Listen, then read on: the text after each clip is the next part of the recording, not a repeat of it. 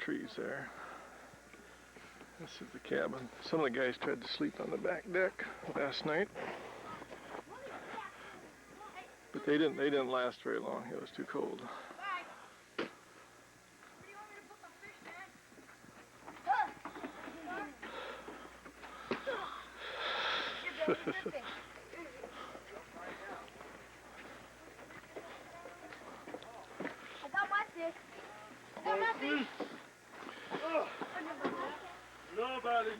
There's Dwayne Miller's van and Don's truck, Don Smith's truck. That's what I rode in. And that's Randy's Blazer out there. Or maybe it's Bob's. Sure.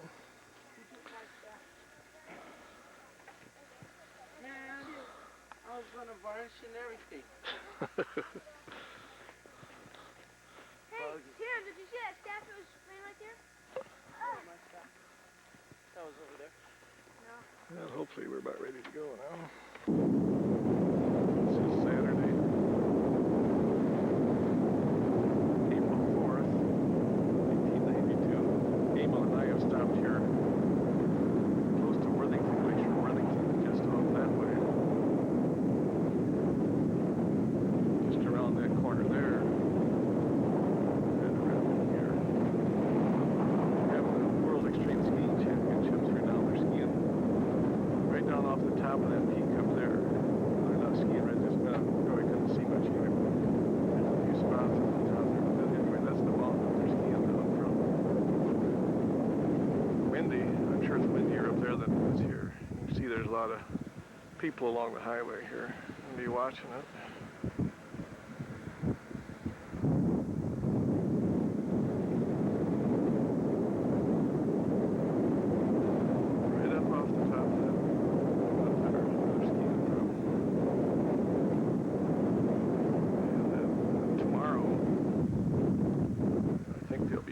From off to this other side here.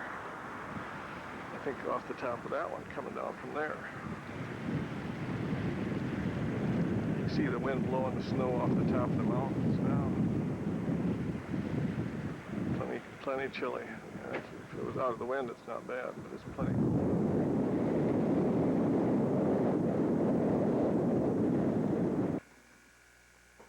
This is Saturday night, almost 7 o'clock, April 4th.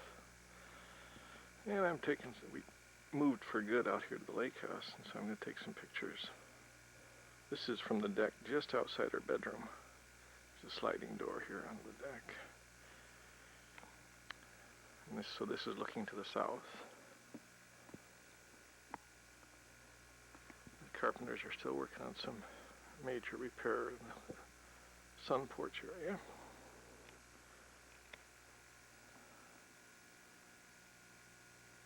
See this driveway going through the snow there. I'll turn this off and take one out the front of the house, which would be looking towards the west. Okay, this is looking right out I'm on the deck in the front of the house, main entrance. Looking to the west, and that's the other end of Robe Lake, and the mountains all along the other side of the lake. Just take a little walk down here. It won't be too long. The brown bears will be waking up, coming up over that little ridge over there. Another week or two, probably. Now, of course, right now I'm looking to the north, and I'll swing around to look at our neighbor to the east.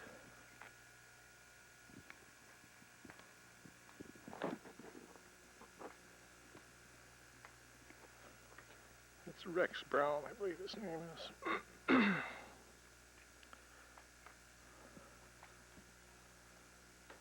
Back around a little bit here. I'm going to go back into the house and take some pictures out the other directions.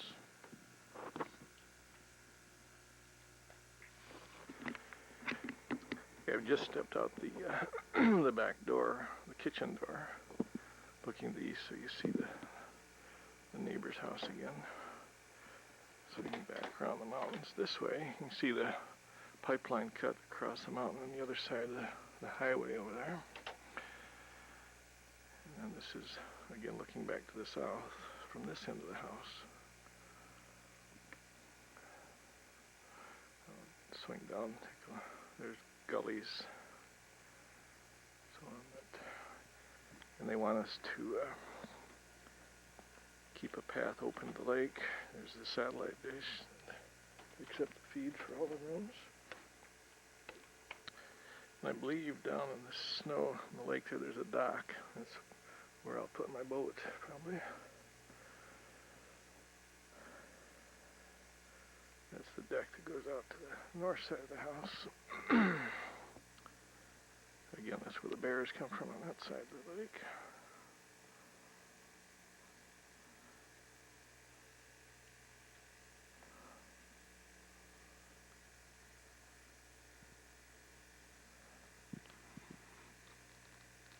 I'll go back inside and see what I can get on the inside now. Kitchen. Lady that owns the place just bought this new bread baker, and it should be just about finishing the first batch right now. We're trying it out, getting ready for maybe some company, some people coming in next, maybe Monday at the earliest. And then this is just looking to the west down the hallway.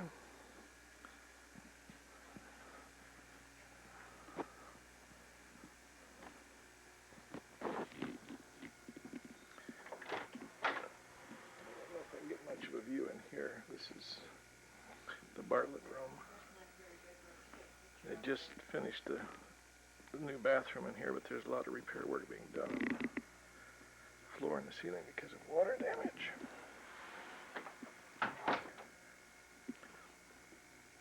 And our room is the Iditarod room. It's just down the hall to the right there, and then the bathroom right opposite the hall, across the hall from it. Swing around and look into the living room. The registration table for people when they come in. You can see a telescope there to look for bears or whatever. Nice fireplace. They want us to keep fires burning in there when the guys come home from work in the evening. The bookshelves were just built in the mantle and the hearth by the carpenters that are here. A lot of this furniture is new this year. There's more coming in. I'll go upstairs now.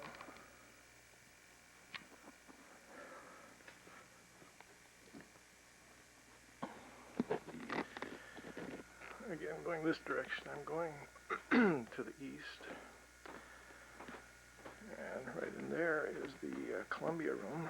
That's the one that's going to be really fixed up for the important guests like the president of Alaska and so on when he comes down.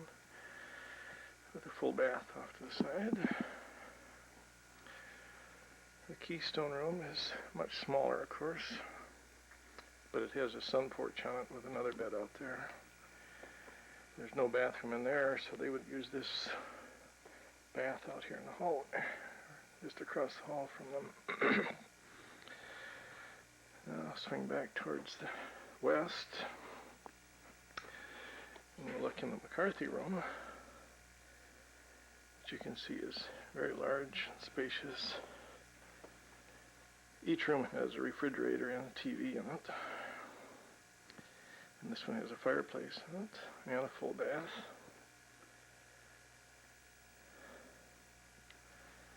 They may change this to just one bed and make it more of a suite for long-term guests with one bed and table and couch and that type of thing.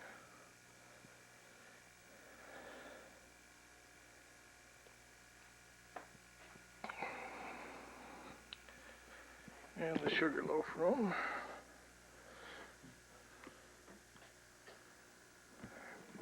Which has the antique bed and closets and just a wash stand, so they would use the bathroom down the hall. And again, the refrigerator and TV. and then we'll go in the dining room, which is where the men will be eating their breakfast in the mornings. Another telescope up here for viewing. And of course this again is to the north, and I'll swing to the west. And all the way over to the south. The refrigerator will be stocked with items for their lunches and so on during the daytime. They'll make their own lunch and take with them cold cuts and fruits and yogurt and so on. The little shed right down there has a jacuzzi in it, 8-person jacuzzi tub, and that's going to be moved up closer to the house so it's better access. You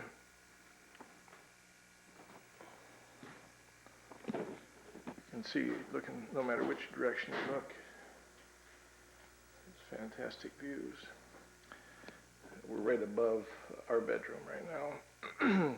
That shed there is kind of an eyesore. When the snow melts, I'm going to take a look at that and see if we can do something different there. I'm not sure what all is stored in there.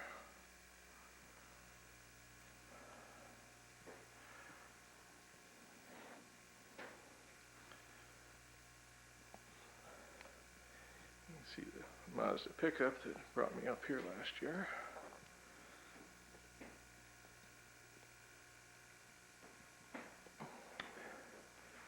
I think the bread should be just about ready. I think I'll go down and have some fresh baked bread.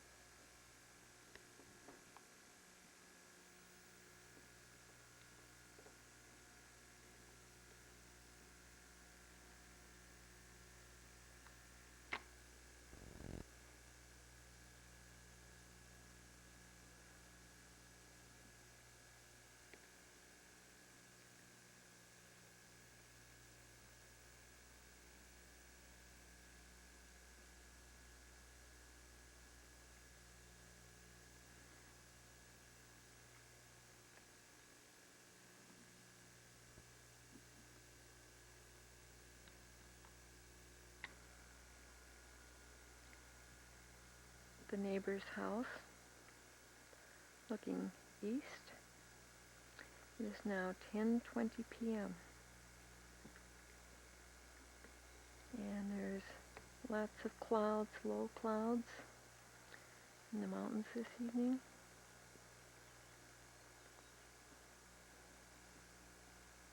You can hear the birds.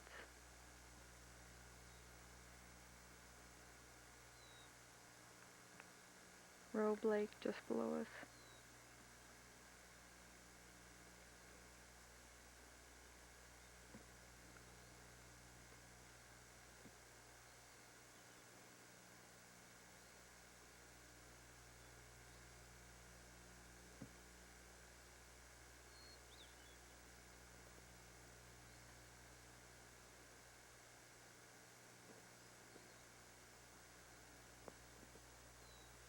Looking toward the western sky.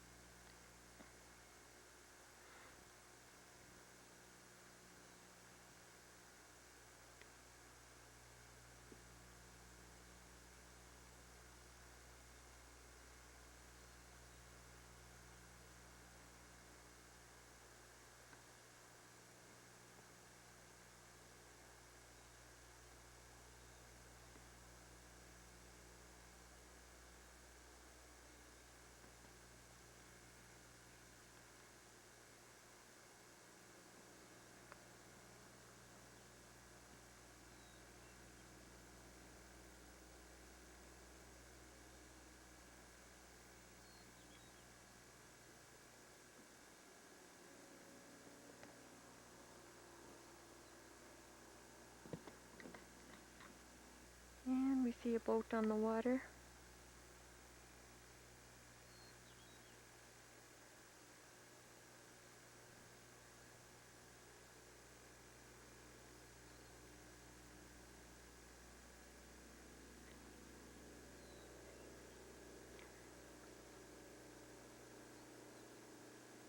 And this view is from my back deck off the kitchen.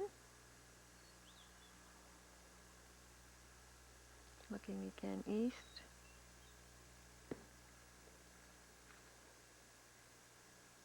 On a clear day you can see the tops of these mountains.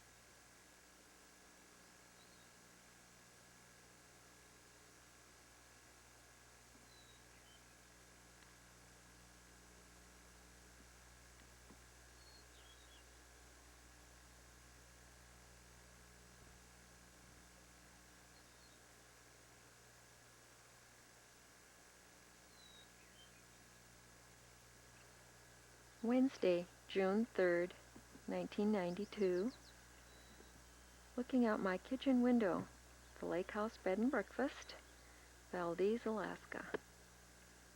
Bright sunny day. Sun is just coming up over the mountains.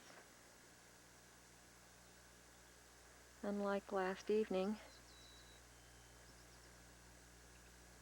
And it is 8 o'clock in the morning.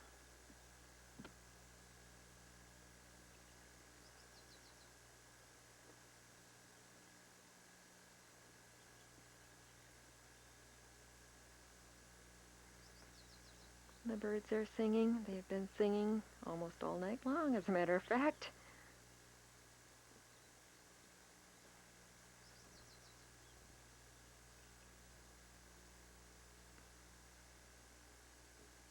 And here's Robe Lake.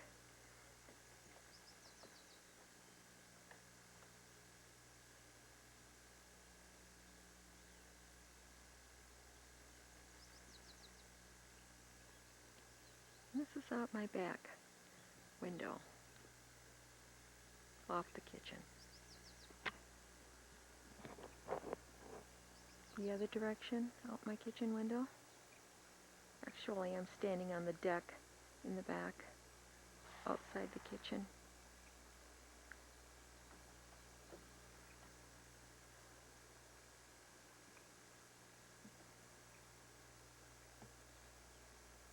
What a view. Especially beautiful on a clear day.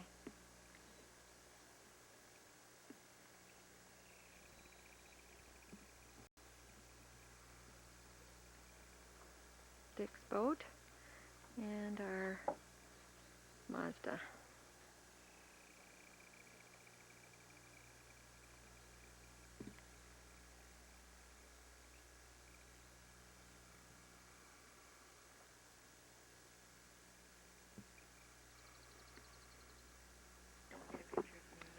This is from the front of the house, and just showing the far, that's the east end of the lake, and the lake is over 3 miles long. This is Robe Lake. There's trumpeter swans. I don't see them up here right now, but there are trumpeter swans here, and ducks and geese. And this is swinging down towards the west. At the far west end of the lake, Chitmas Flying Service has a float plane base, so they come in and out of here now. Now that the ice is gone as of last Sunday. Yeah, it's pretty hard to see, but on a tree that's leaning out over the lake way down there, there's a bald eagle sitting there. Huh? Yep. He's evidently fairly young.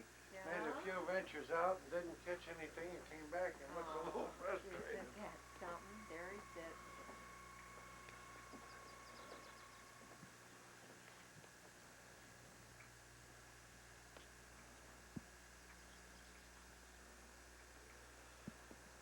And this is swinging all the way around, looking back towards the south, the other side of the low river, the valley, and the pipeline runs basically along, just partway down, quite a ways down that slope there, all the way into the terminal.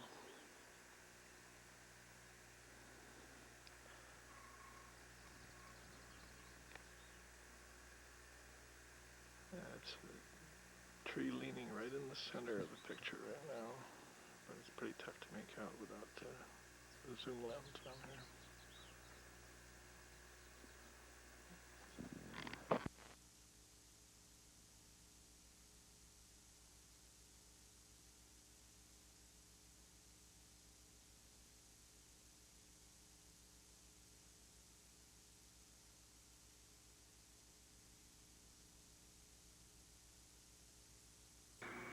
This is a stellar jay. We have a lot of those around.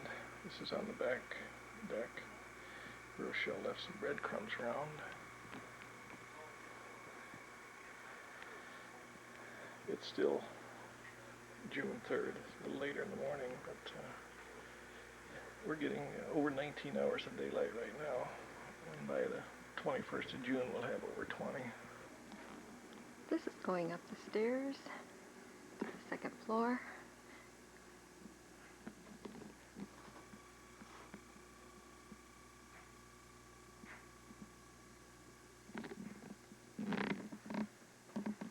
take a walk into the Columbia Room.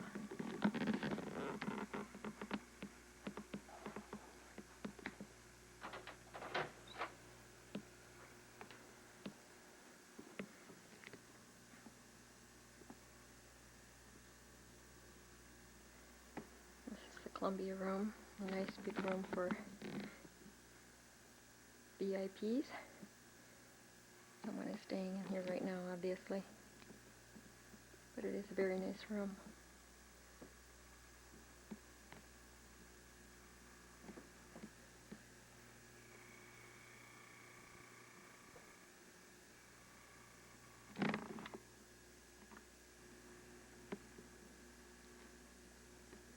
The Columbia Room, just in case I didn't get it before.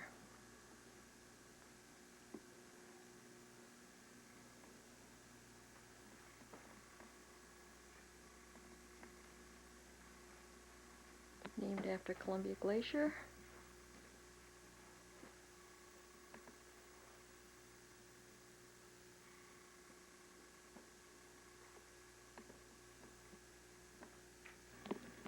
This is a beautiful room with an antique bed. This is the Sugarloaf Room.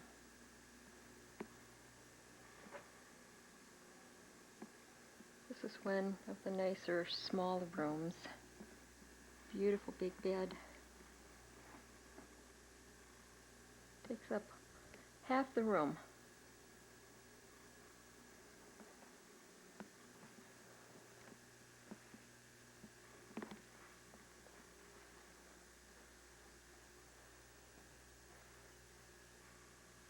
And even the little steps that lead up to it.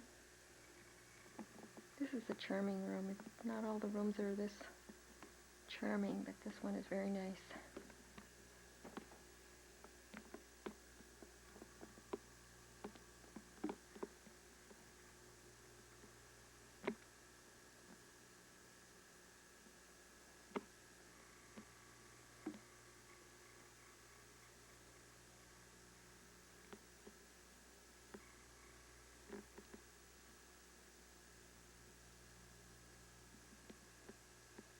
Each room has its own refrigerator and TV.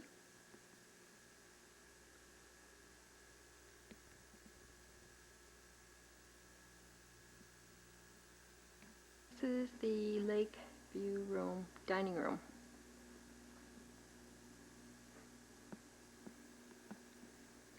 This is a very nice room to eat breakfast in because obviously you have the view of the lake on the north side.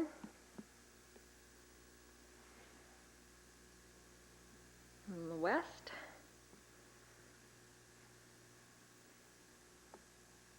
And then southwest view, even the south view. So this room is really a very nice area to eat meals in. And this is where they build their own sandwiches in the morning, make their own bag lunches. And then the nice big table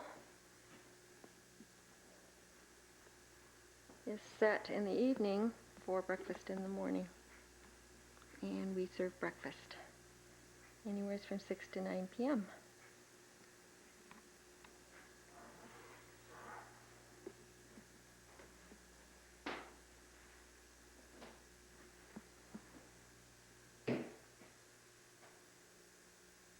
Refrigerator stocked with food.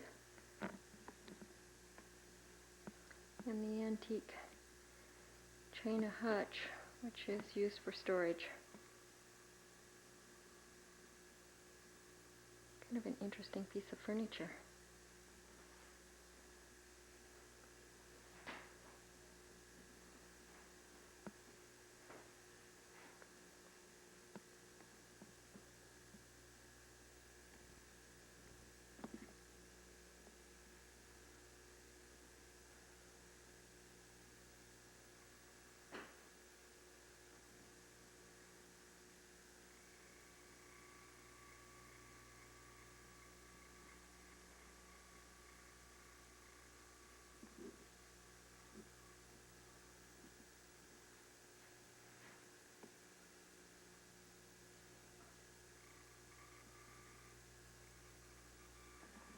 This is a view of the upper hallway, second floor.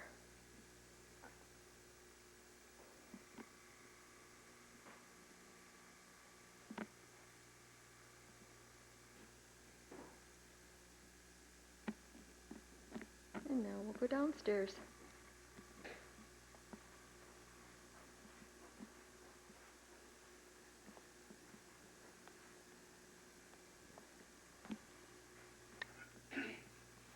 Just a nice cozy room to sit in, when the fire's going especially.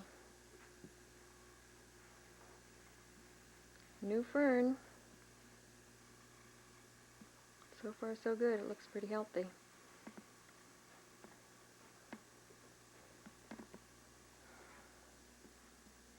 This is the Alaska telephone and Alaska fax machine.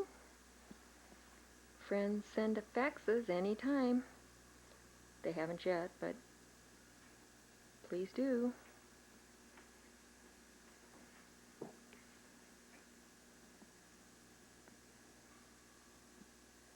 few videos on the wall can be played in their individual rooms. This room is set up for 2 areas of conversation. The TV area,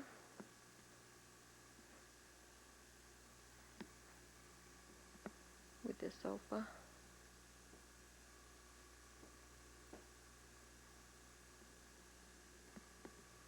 and then the area in front of the fireplace with the 2 chairs and table in front.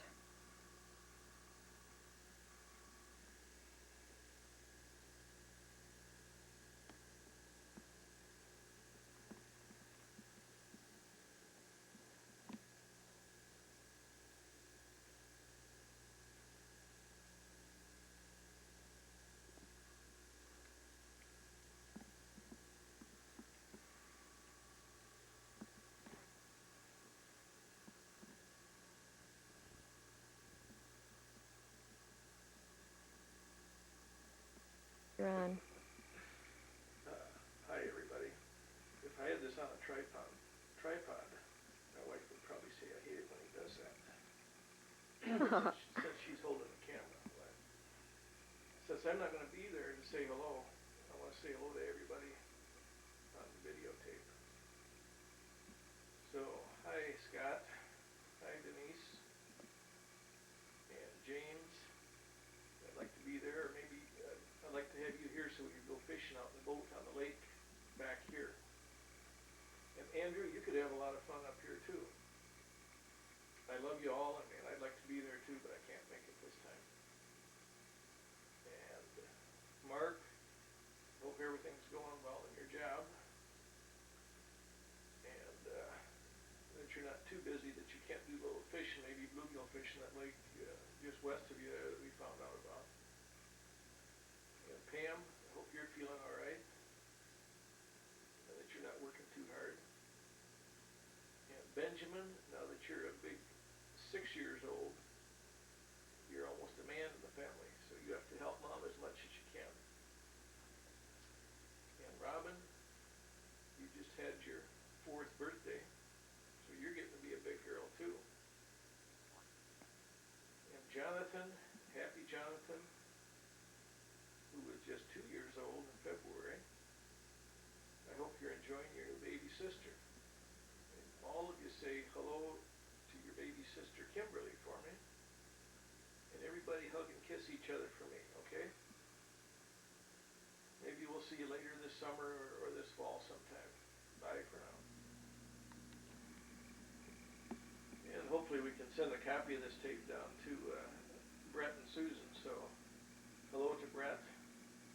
And I hope everything's going all right for you. And I hope you enjoy your new house when you get there and get a chance to take some time off and do a little fishing. But don't catch them all before I can get down there. And Susan,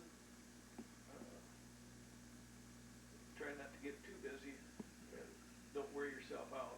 Let the kids do some of the work. Because Taylor's almost 12 years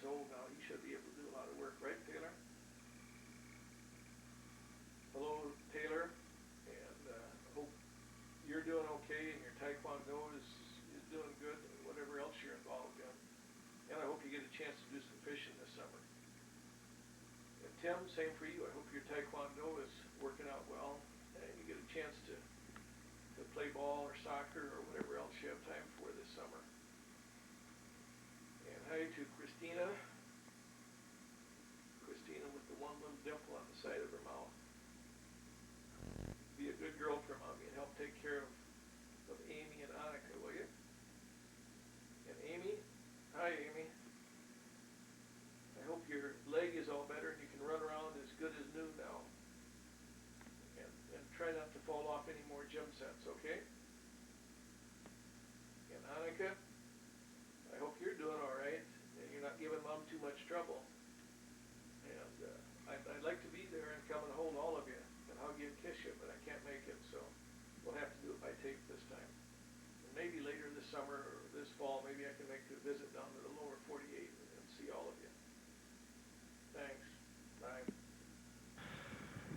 Well, we've come outside now. It's still Wednesday, June 3rd. It's about almost 4 o'clock in the afternoon, and it's got a little bit cloudy. It's a little bit chilly now. I'll give you a little panoramic view here from up the drive just a little ways. You can see we're up above the house.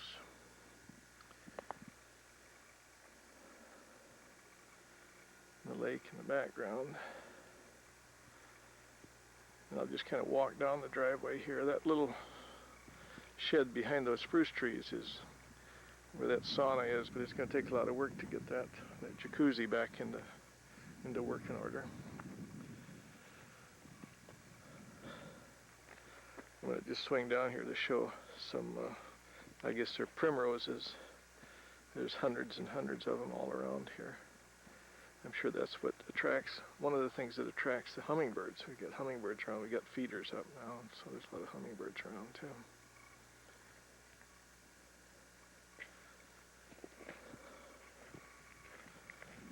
I'll try to pan down without jiggling too much. I don't have any gyroscopic stabilizer here.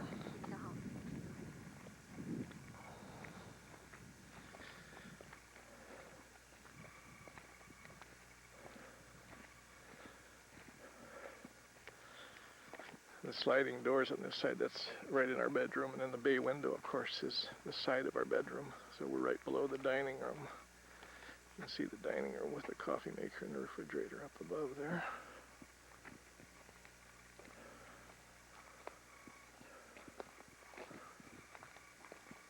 And now that the snow is all gone, there's plenty of room for parking out here. We had one group of 20 or 21 people. We were all able to find parking places here. The railing got damaged with all the snow this year, so it's got to be replaced. See the Mazda and the boat in the back there. There's also some flowers in the back, some jonquils, and then there's some rhubarb there. I think somebody had a garden of some kind there before.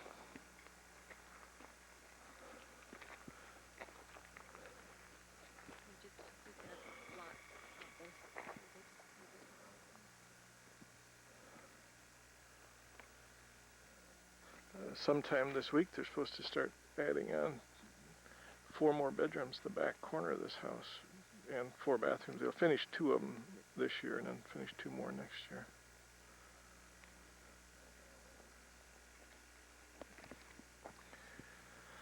I'll just swing up there just to give you some idea. You can see, I haven't mentioned before, there's waterfalls all the way across there.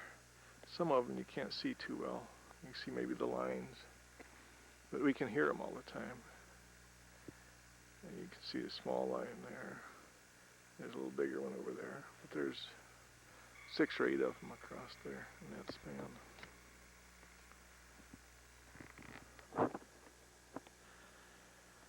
One of these days we should fix that E on the sign on the lake house. See the hummingbird feeder just to the left of the lake house sign there. There's none around there right now, but there are some really pretty ones around, some ruby-capped and some ruby-throated ones.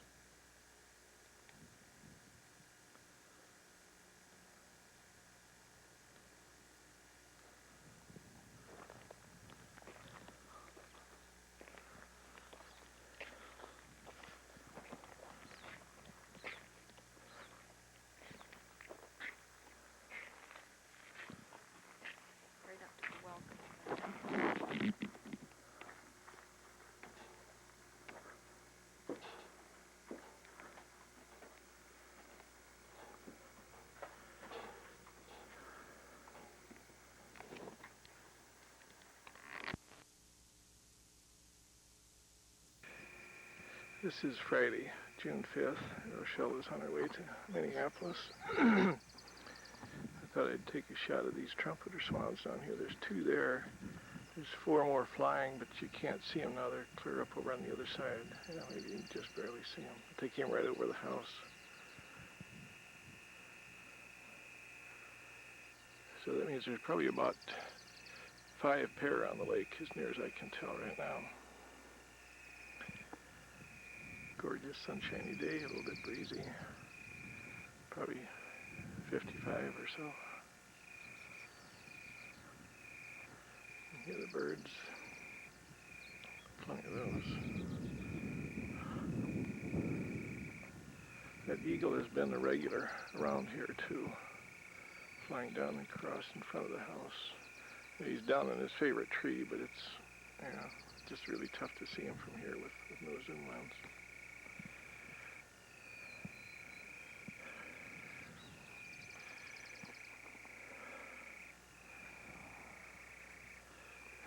Just an average day in the life of the lake house.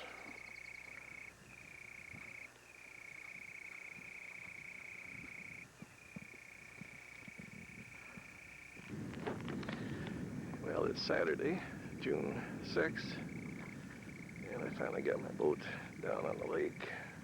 This is just a view looking up at the lake house for change. And then Rex Brown's house would be right over in here, kind of behind that knob there. And just try to pan slowly around here. I'll go in a couple of these bays. I think the swans are, that I saw the other day, I think they're nesting back over back in that little cove back in there. Let me see if they're back there.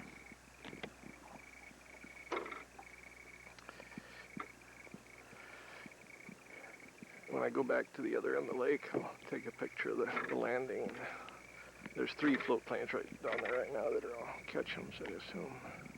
Some of the small ones. He's got a big one that takes tourists in. That's about 3 miles down that way, down the other end of the lake there. I'll just keep on swinging around here.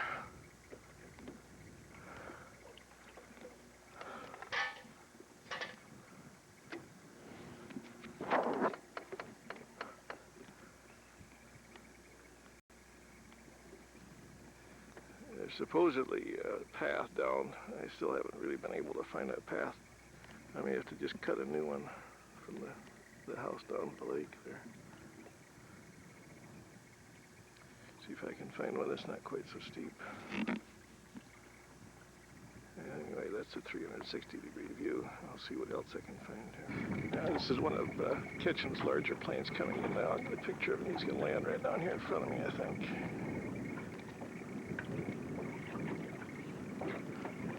A little bit windy today. It's too windy to fly fish, but I may try spinning some spinning gear in a little bit.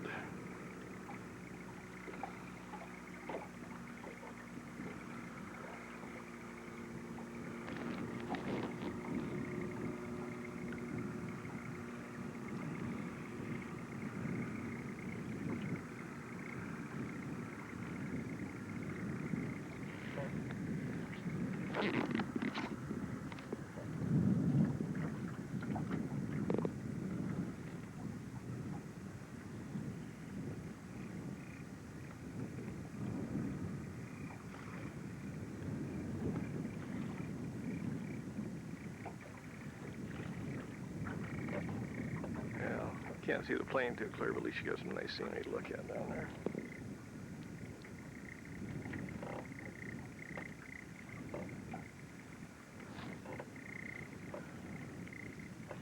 And you can kind of see the planes in the dock way down there about where he's heading now.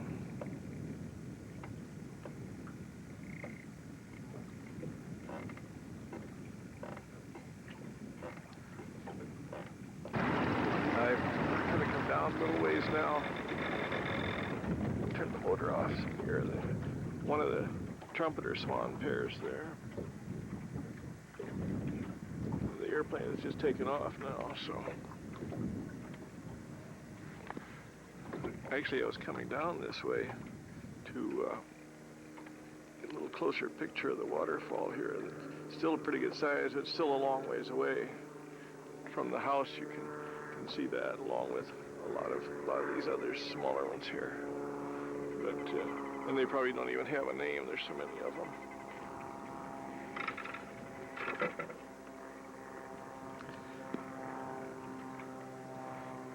Like I said the other day, I think there's probably at least 3 nesting pairs and maybe 5 on the lake here, up and down the lake.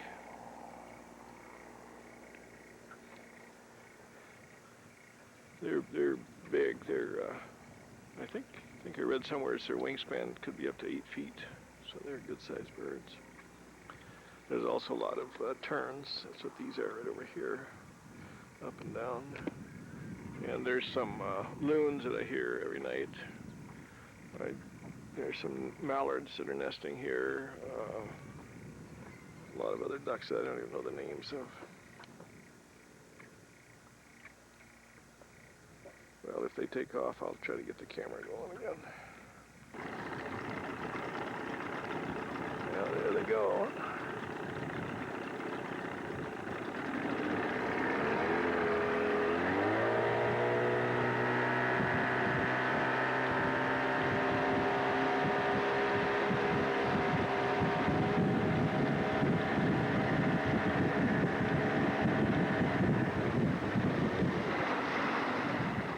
I'll go around them. I'm not going to try to harass them. I just thought you'd like to see them in flight. They dropped down again now, so I'll just put the camera down and kind of go around. Well, I'm way down at the west end of the lake. I've come back this channel that I assume is one that leads to Robe River.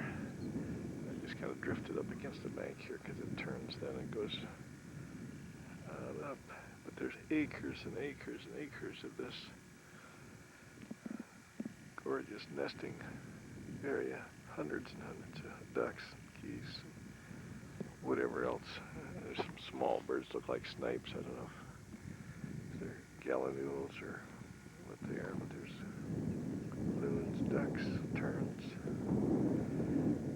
You see, this is just ideal for them. You can see the windsock and the plains over there. I'll get a closer shot of that. You can't even see the house from here. It's way down the other end behind that that rise right there in the middle. Another channel going down this way.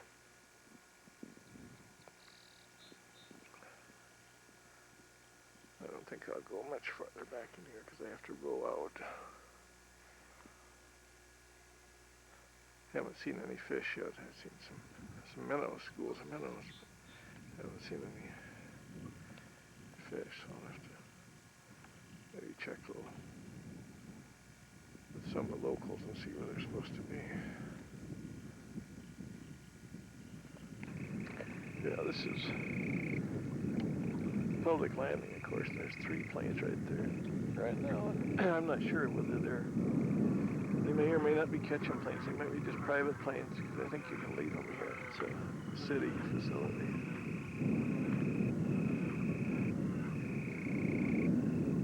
A few people aren't just in the lower 48. It's been out there scaring up the ducks and swans and all that.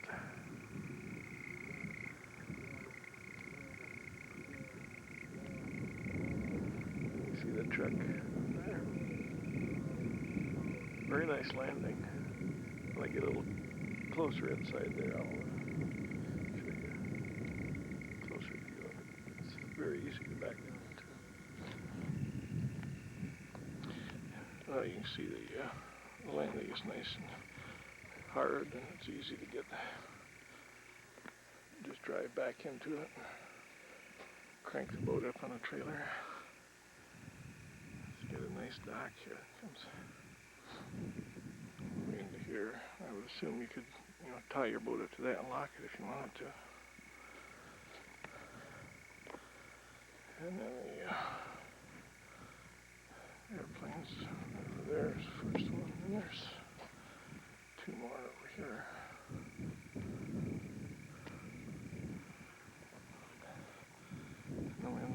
southwest.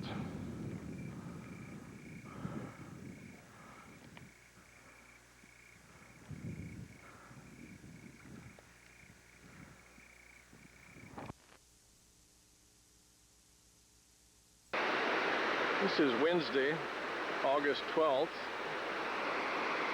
and we're back in Mineral Creek Canyon. Well, I want you to stay over there so I could get you in the picture too. I want to get our visitors in the picture here so everybody can see them. Rochelle's mom and dad just got here last night, and so I'm taking them for a little scenic tour here. This is typical of some of the streams and waterfalls back here in Mineral Creek Canyon, just that goes right from downtown Valdez right into here. This is all snowmelt from glacier clear up on top there. And it runs down all the way down through here under this bridge. And down this way, all the way down to Mineral Creek that then flows into Prince William Sound right by Valdez. And this is a gorgeous drive back in here. Dirt roads. It's not open in the winter or anything, but you see the snow fairly far down on the mountains. And the fireweed in the foreground. The state flower of Alaska.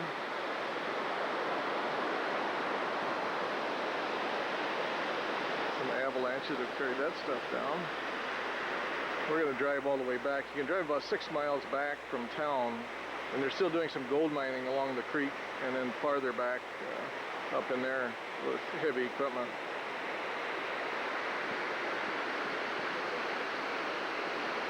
One more glimpse at the waterfall.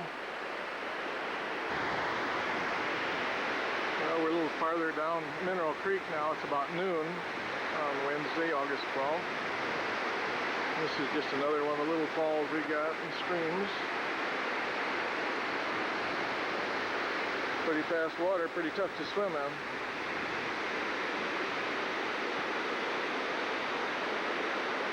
And they're doing some, trying to do some gold mining back in here too. That's what that is there. They set up a sluice box in there and try to do some gold mining.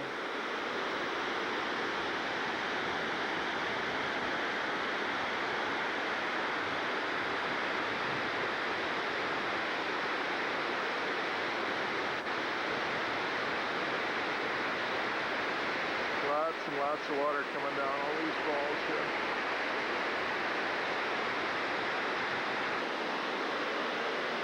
This is from the same spot, just looking up across the Mineral Creek. Another waterfall over there.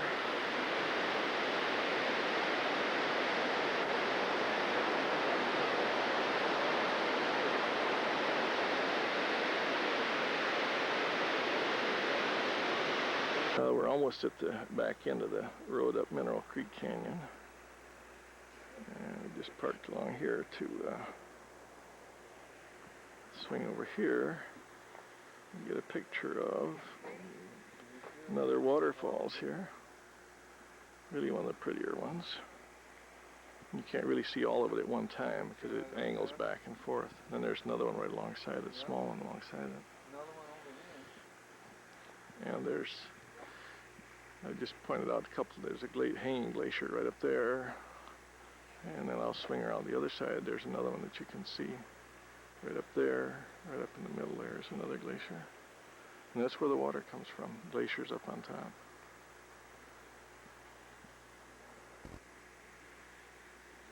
We'll continue on back to the gates. It's just kind of around the corner here a little bit now. There's some more streams coming down there, you can see.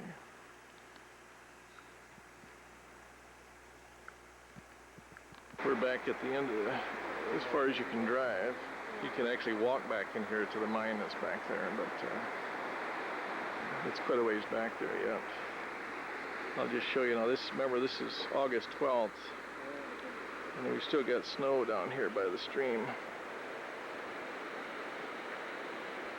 Of course, we had 530 inches of snow last winter, so it's not surprising there's some left over.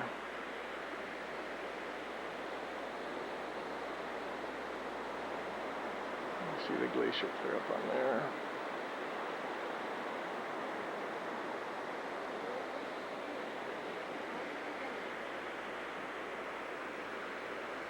I'll swing all the way back at the top here, and there's this, what looks like a small stream up there, but there's still a lot of water coming down from that one.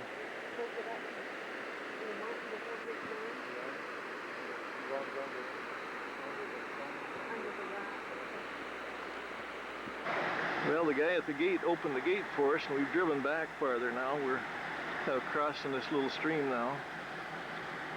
We're going to take a look at the old stamp mill back here. There's a truck with a wheel broken out.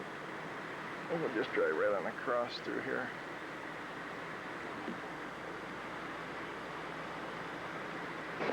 Well, we crossed over and we turned around. We're headed back the other way now. That's about as far as we want to go.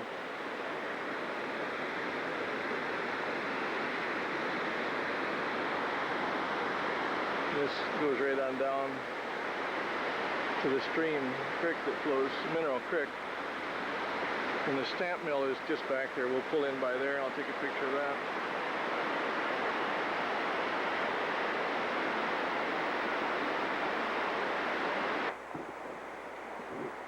Here comes some more fresh tourists coming in to look at the stamp mill. We drove back into a little road and there's just a trail back here you can see.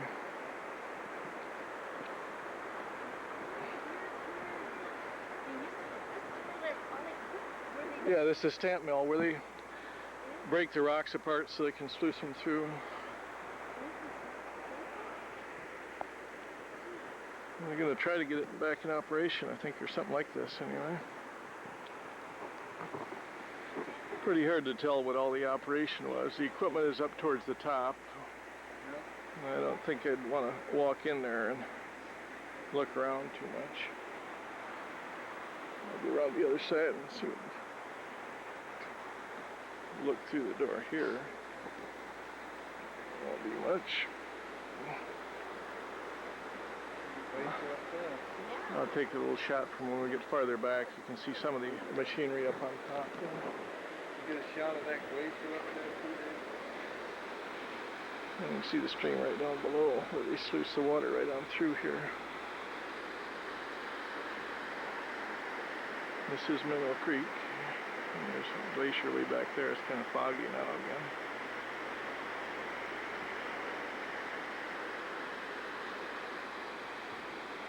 Well, we've walked back the trail a little ways. You can see the equipment, the actual mill up at the top side there that they would run rocks through this, crush them to try to extract the gold out of them. We've just started back the road now, back towards the gate there, and there's this other long waterfall from up there coming down into here. Hard to tell here, but I'll swing around here and you can see a trail up to where some of the mines were. That's a trail way up, going up the mountain there, foot trail, where they would go up, maybe even horses, I suppose, but you can see some of the mine structure and so on there.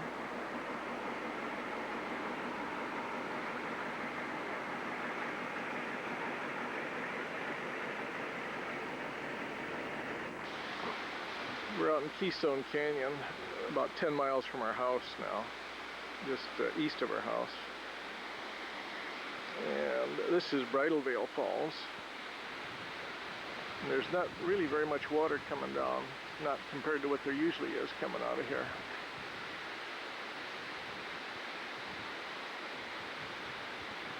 And this is the low river that it's running into. I'll walk over there, you can get a little better view of the river.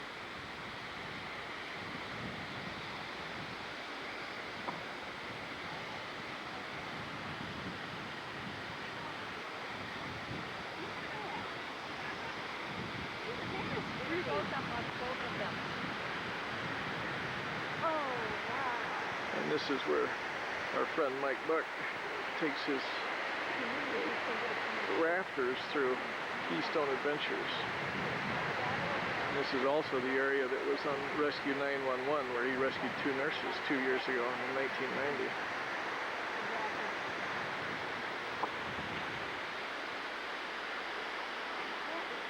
The river's not very high right now, so it's not really too fast, so it would be a fairly easy trip right now, I think.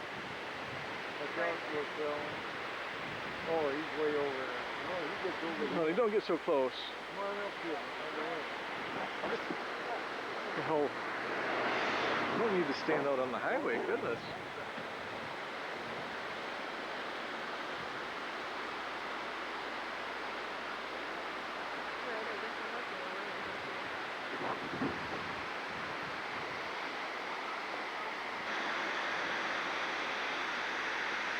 This is Horsetail Falls. It's just about a quarter mile back down the highway from Bridalveil. And you can walk right close to it. There's not near as much water here as there usually is either, but it is a pretty structure here. And we have walked clear up right up in there alongside of it, but it's a little bit wet and slippery today.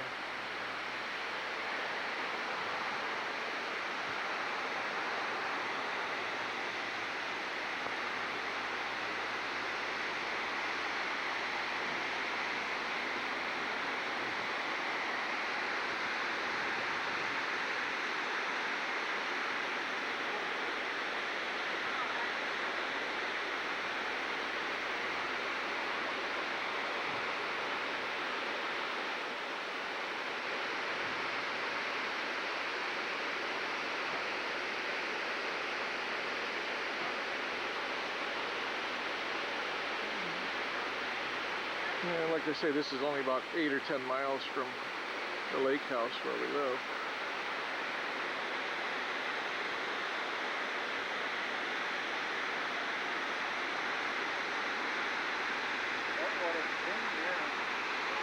This Keystone Canyon is really beautiful. It's really steep walls, very narrow.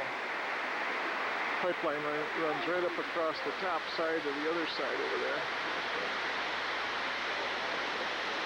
I'll swing around a little bit and you can see where the pipeline cut is, that straight line cut right over there. That's where the pipeline comes across here.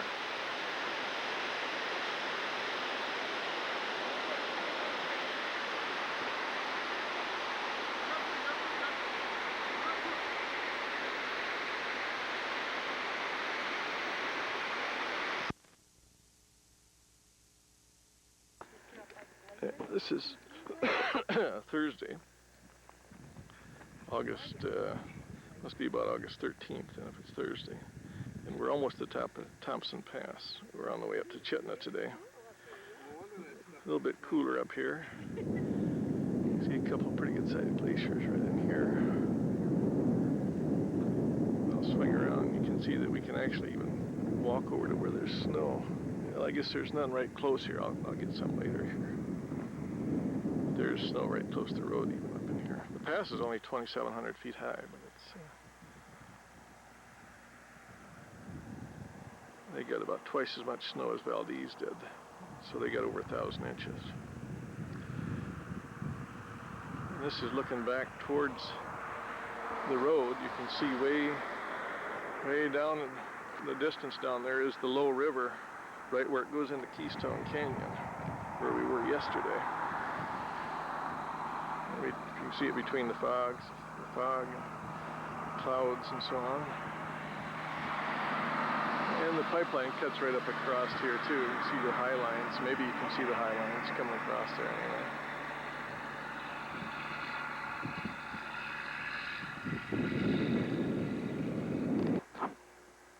We're at on the old highway at about mile 45, 48 or so of the Richardson Highway. And this cabin was just built up here in the last year, so they had a motor home up in there before. Now they got a cabin built. This is just kind of a scenic turnout from the regular highway. That's Mount Billy Mitchell right there. I'll just drop down to show where we came from. We got another couple of 3 miles to go to get back on the old highway, or the new highway. Some people are scared of bears, so they're going to stay in the car. Yep. We're right across the highway from Pump Station 12. That's at mile 65.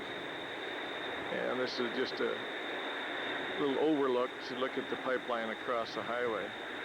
This shows it from Prudhoe Bay. You can see it going all the way down to Valdez. 800 miles altogether. And there's some of the facts on the history there.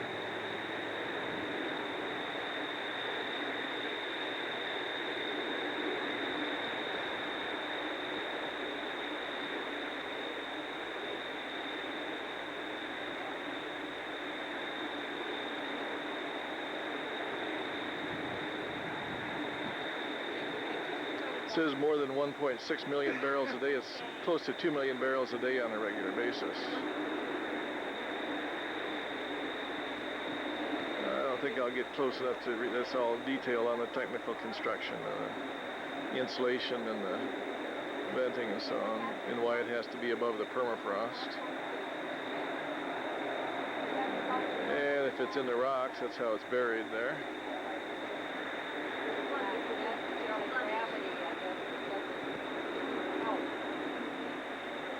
This is just a diagram of the pump station over across the street.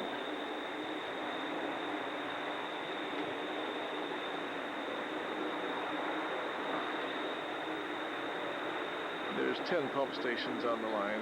They've discontinued using a couple of them, so this is the last one before you get down to Valdez.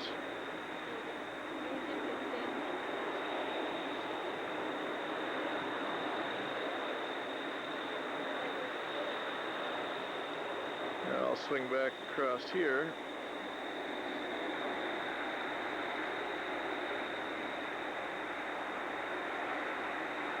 That's the pump station over there. And you can see the pipeline going into it right there. It's a 48-inch line, of course.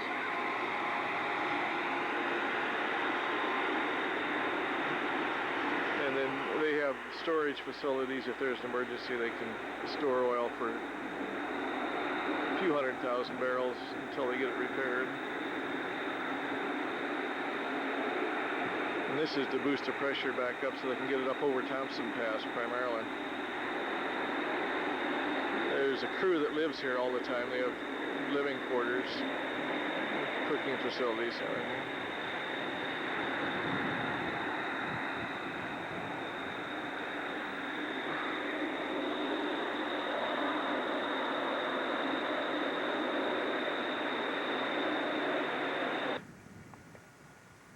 We're just down the road a ways. You see, this is a calf moose in the water.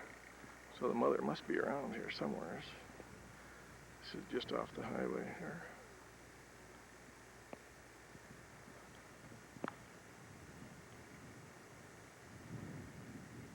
Yeah, we'll wait around a while and see if the mother comes.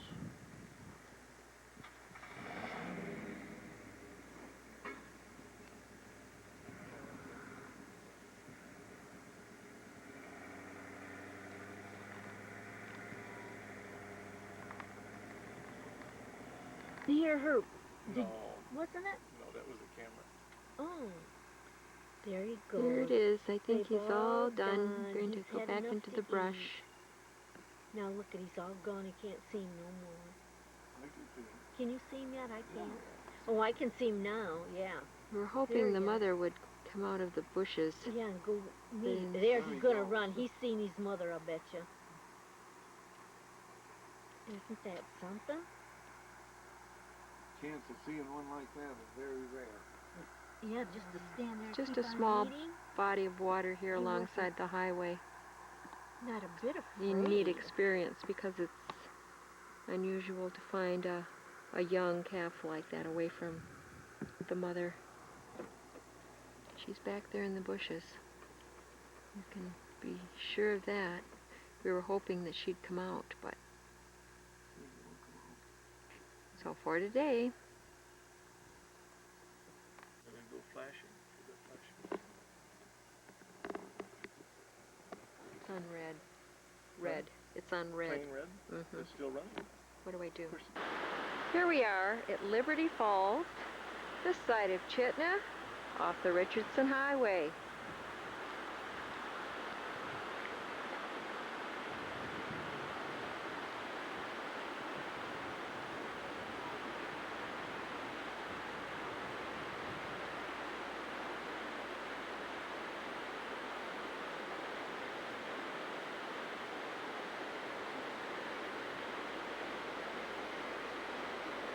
The sun has come out, so it's a nice, pleasant afternoon. We came up to Liberty Falls. This is a little state park off the side road on the way to Chitna, where we're going to have a wiener roast and get out and just walk around and enjoy the sun. We haven't seen the sun for a couple of days. We'll listen to the waterfall. It's very pleasant.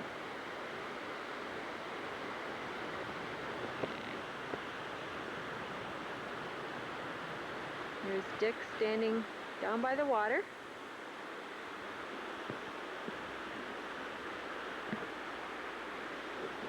And Mom's going to walk over to the fence and I'll get her picture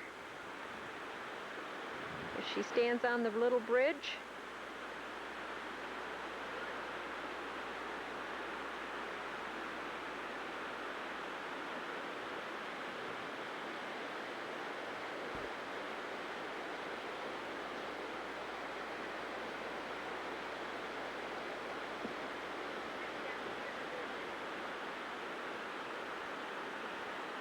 Here comes Dick. Mom's going to say hi.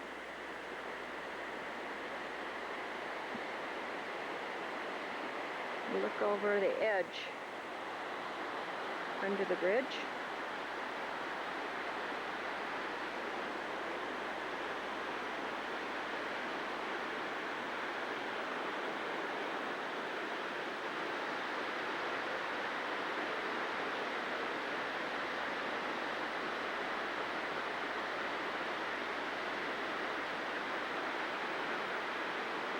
Bet that water's cold. I bet it is too.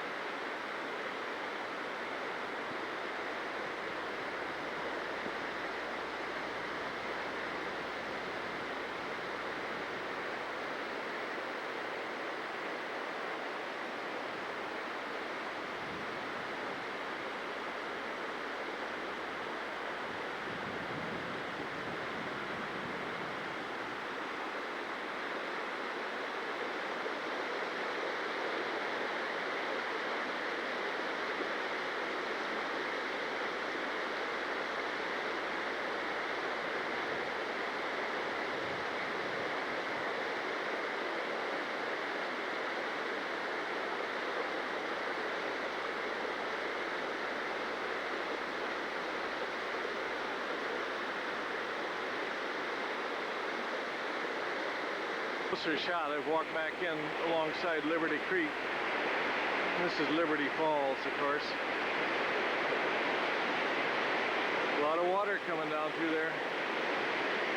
It splits around that big rock formation there. Some comes over here and some comes over on this other side.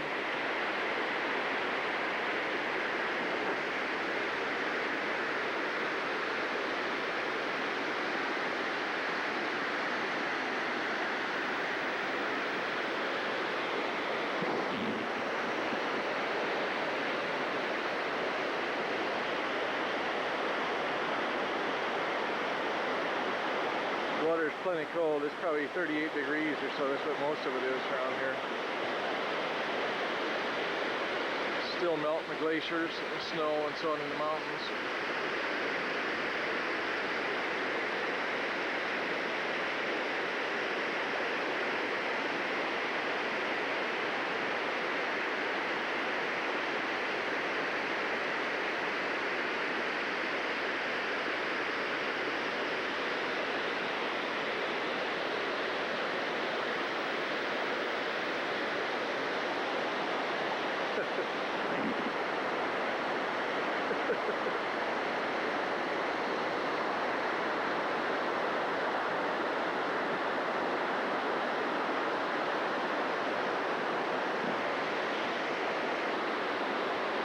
Standing on the rock that Vivian was just standing on, and she's kind of back down by the water here.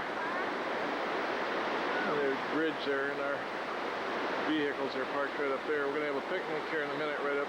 There's picnic tables and so on here. This is a state park, actually.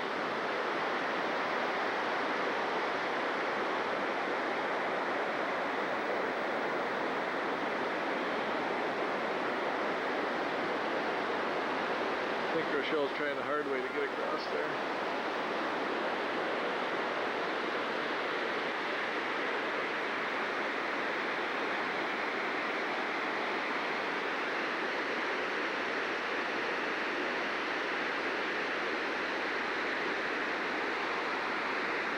That's where I was standing a minute ago taking the pictures.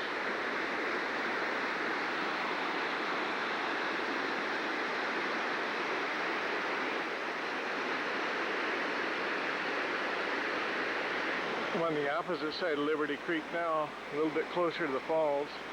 A little different viewpoint on it here.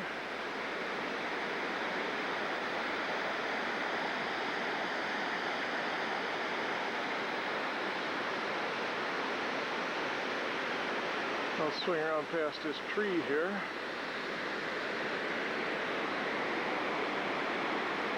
And Rochelle and her dad, they're behind those bushes.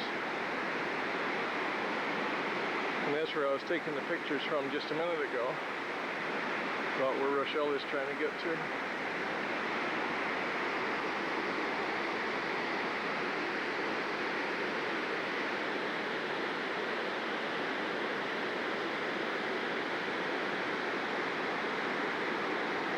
This is just down the path from where we've got our campfire and picnic table. We're gonna have lunch here in a minute.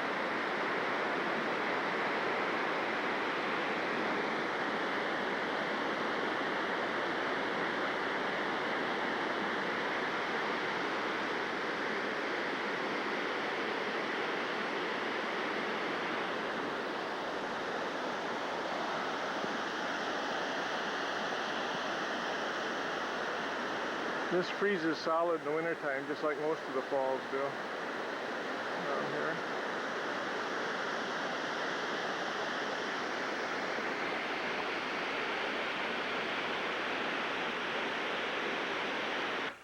This is the Copper River, just below Chitna. You can see the log floating in the water down there. It's quite a fast current here. And 2 weeks ago, this is where I was dip netting for red salmon, and Dan Moeller and I got 50 of them, all of them up around 8 or 10 pounds.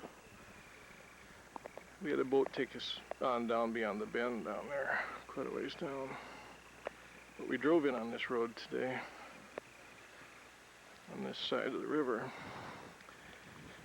and just wanted to show this, where this landslide was. It happened just a couple weeks ago, with all the rain and so on. Probably started way up the top there.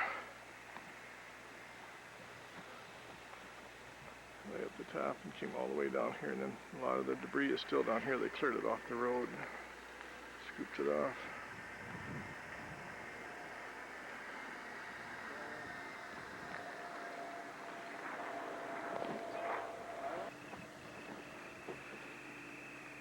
This one of the charter boats, like the one we took down.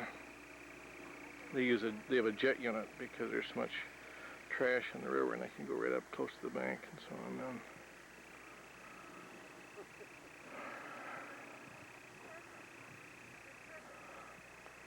This is a big river. It flows all the way down, empties into the ocean at Cordova.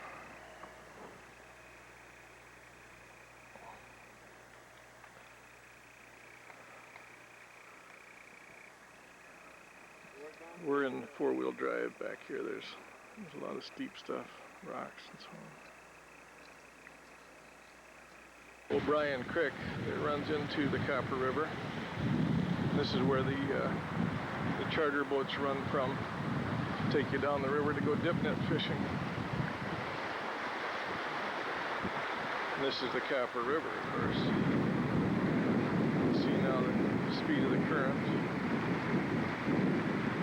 And you can see the difference in the watercolor where O'Brien Creek comes into the Copper River. You see the stream is clear and the river's not, obviously. It's full of glacial silt mostly, and then other debris is picked up along the way. The stream is nice and clear.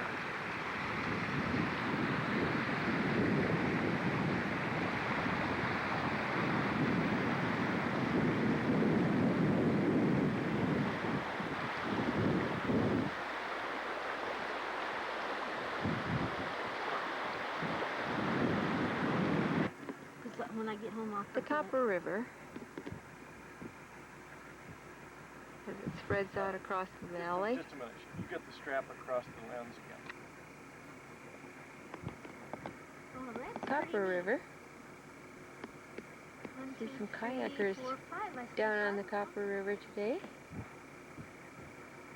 5 kayakers. It's like 5 kayakers on the Copper River. If we don't hear some more. Yeah, they're way back past you already.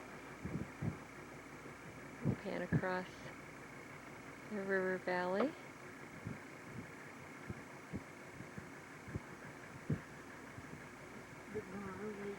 Yeah. I don't know what you can see.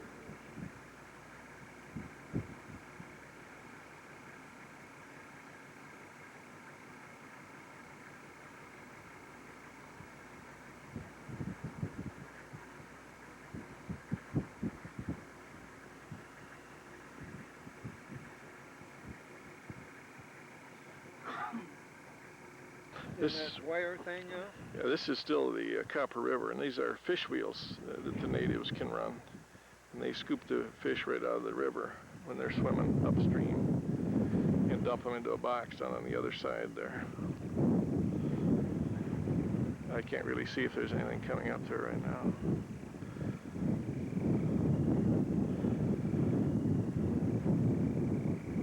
I think if there's one in there, you'd probably see it flopping, I think is what it would be.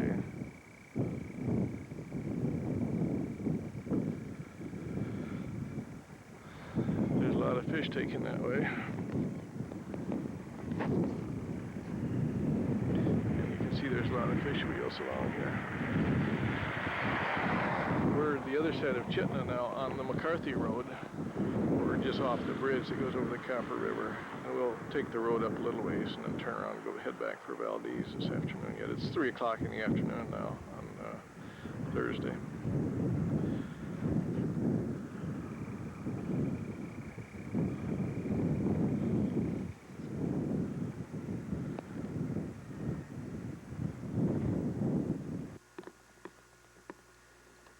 what are we taking though, Shell? We don't know yet. What kind of a Mountains alongside of the Copper River. oh.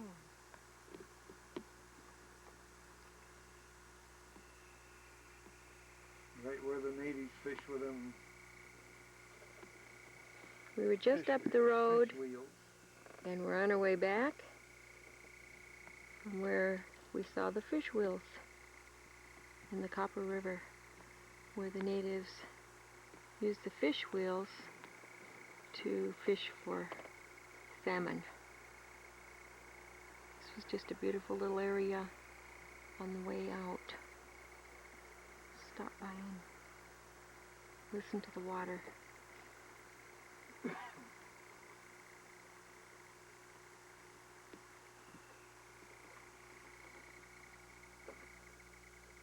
The weather is beautiful this afternoon. The sun is shining, but it's on the other side of the mountain.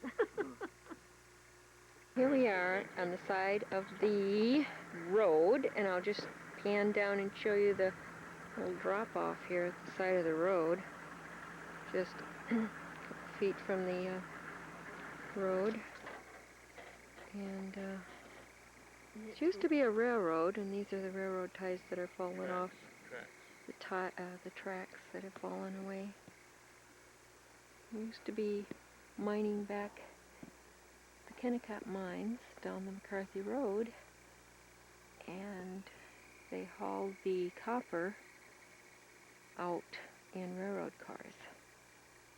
And this is the remains of the tracks.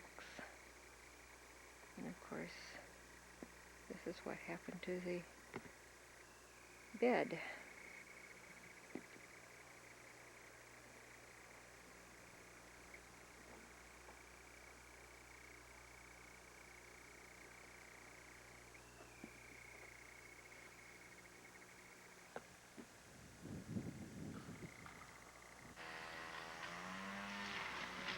The town of Chitna. I had to drive a ways to get here, and I guess I'll just take a picture just so I have a little reminder. This is Chitna, folks.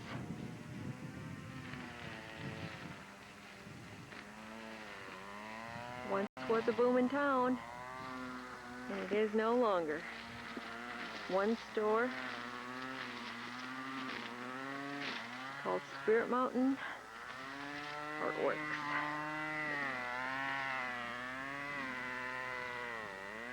Here's the Suburban.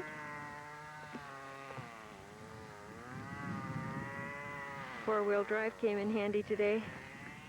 There's Mom sitting in front of the store, Spirit Mountain Artworks, and the store is open. Yay! Let's go in and see what we can find.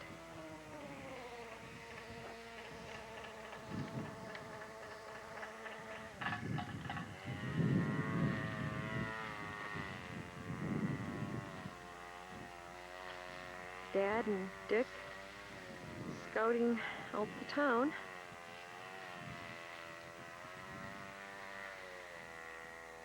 Not a whole lot here anymore. Someone over here cutting wood with their saw.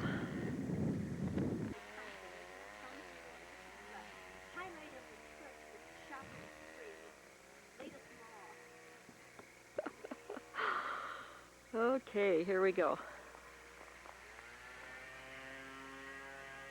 Right around the corner from the art store is the once called Chitmas Saloon.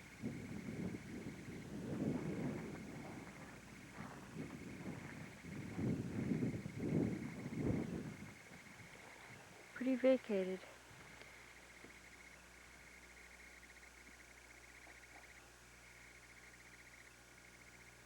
It is no more. The sign still stands.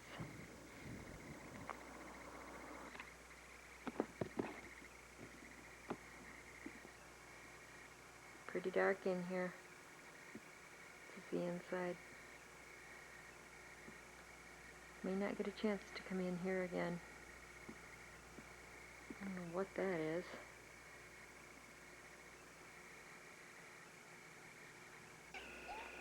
This is the original site of Valdez before the 1964 earthquake.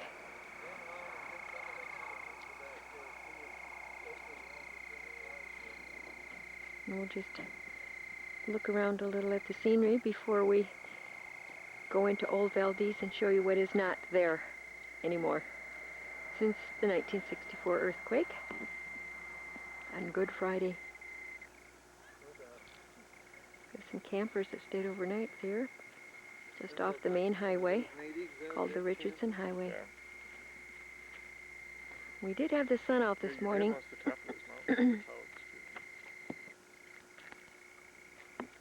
And it's still trying to come out. The tops of the mountains are surrounded in clouds this morning. We'll see them again when the clouds disappear.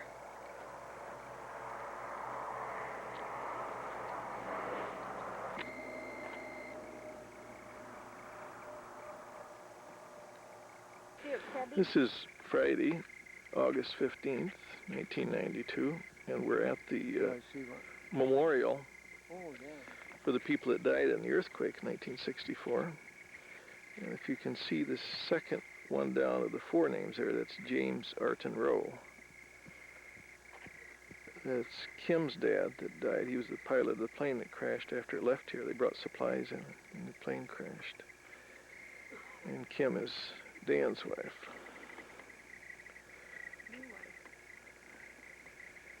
And there's all the people in Valdez that died. And then some in Chenega and some of the other native villages around.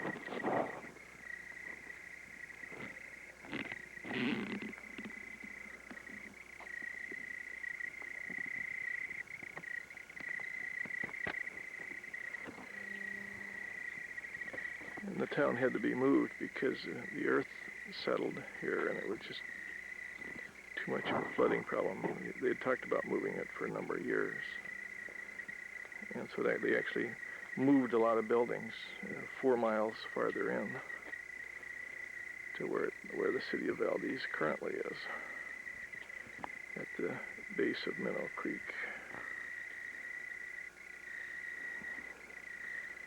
We're standing right on the floor of what was one of the buildings in Old Town. This is a site, a picture of Old Town before the earthquake. You see the docks coming out and the Valdez Glacier clear back up in there. And this is on the floodplain of the Valdez Glacier. That's another view of the dock of Old Town.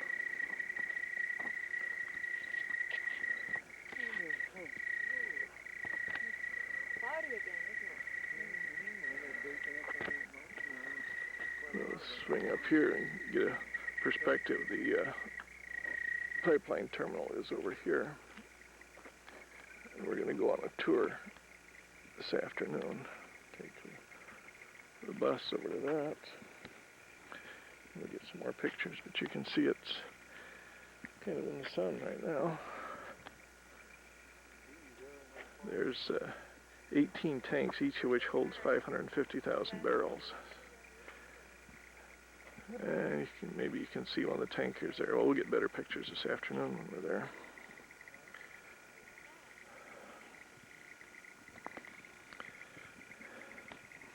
Okay, we're going to sing Happy Birthday to Terry today. Okay. Terry. It's August 15th. Yeah. We're going to sing it. Okay. Happy Birthday to you. Happy birthday to you. Happy birthday, dear Terry. Happy birthday to you. We're at a stream that runs into the Valdez Glacier stream, and you can see the salmon spawning in here. There's some pink salmon and some chum salmon, or dog salmon they call them. And this is right next to the old Valdez town site, and you can see a lot of them. Of course, they spawn once and they die, and that's it. You can see our position relative to the terminal and in the bay.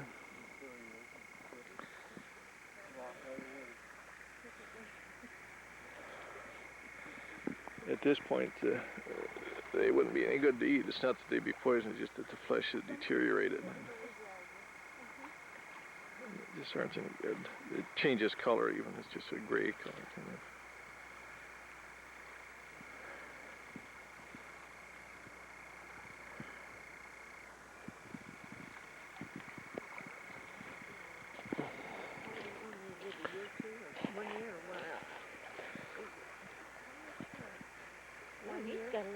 No, yeah, most of them are 3 or 4 years old at this point. Oh, wow.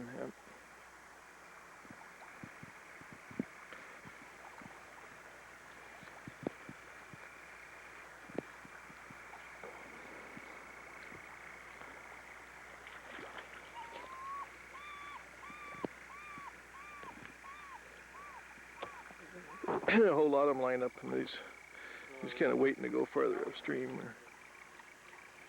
but they're just all over, and you can see the ones that have the humps on their backs. Those are the pink salmon. They call them humpback. And then the chum salmon are the ones they call dog salmon, because they usually feed those to the dogs.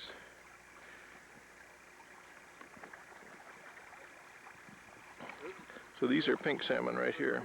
Yeah, these are pink salmon right here. Yeah.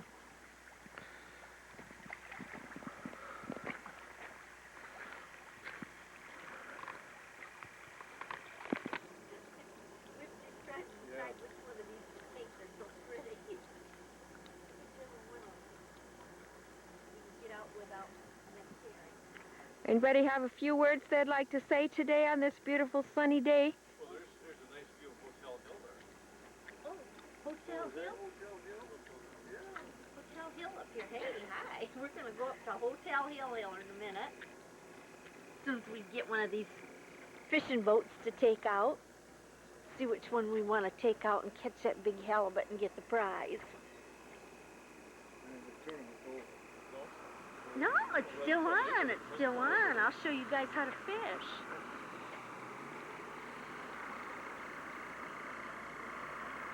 You didn't tell them where you are. We're in a small boat harbor in Valdez. Oh, yeah, we're in a small boat harbor in Valdez right now. See, that's Hotel Hill there. Hotel Hill. Okay. You gotta have a rope hanging around there around your neck. Yeah.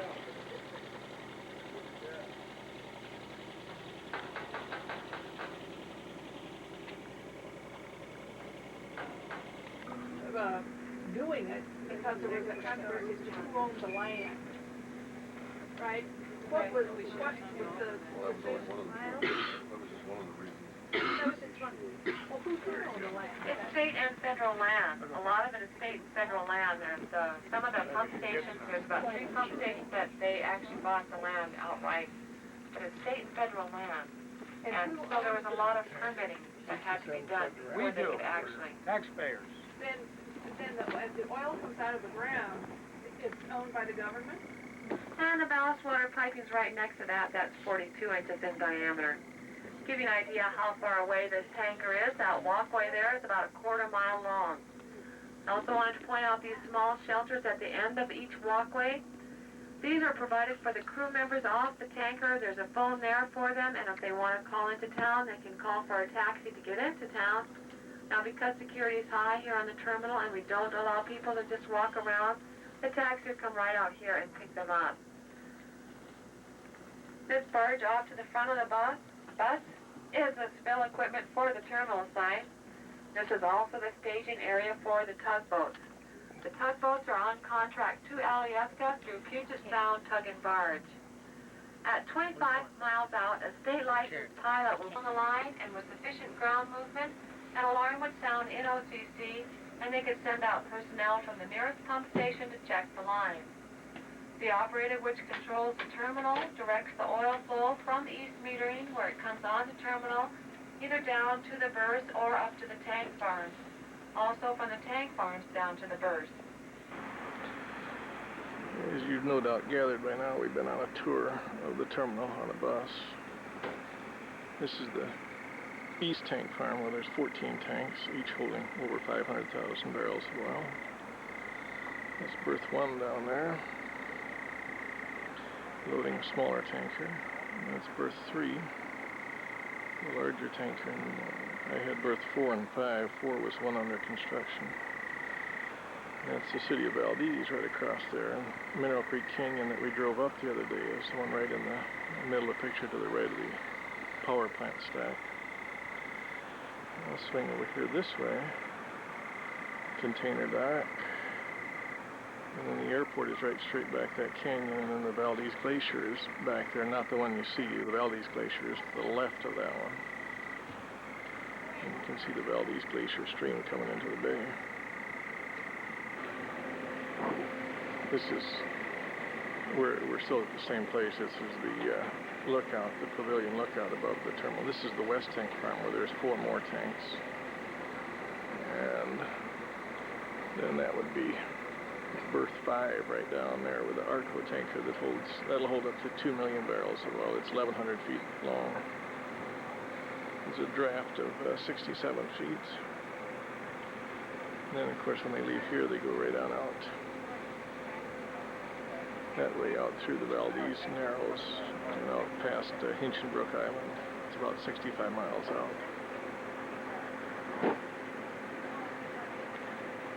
You can see some small white boats here. They're fishing for silver salmon right now.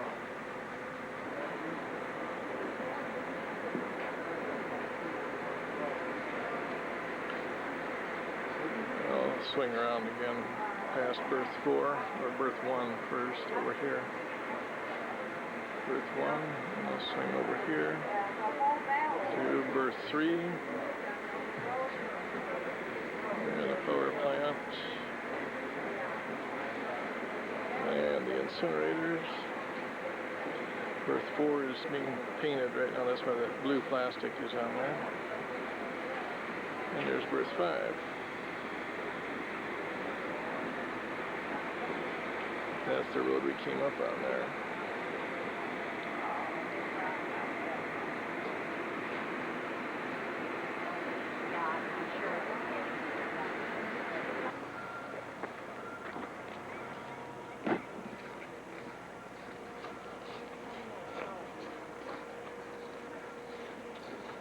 Good.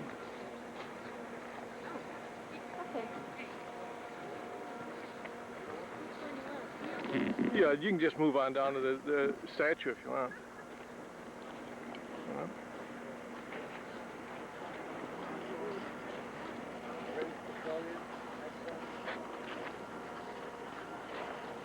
This is a statue right at the front of the terminal that to the memory of the people that worked on it. The welders and laborers and operators and teamsters and all that.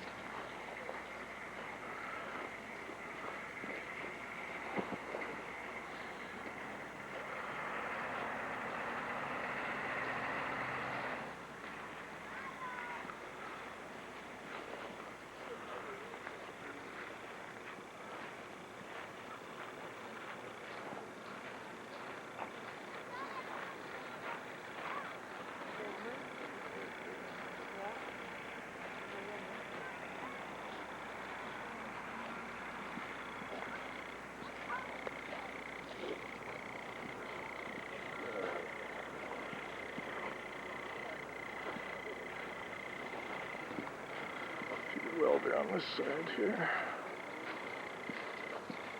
Labor. And then back there is the front gate and the security offices. And you can see the tank farm, beginning of the East Tank Farm up there. This would be the maintenance building over here.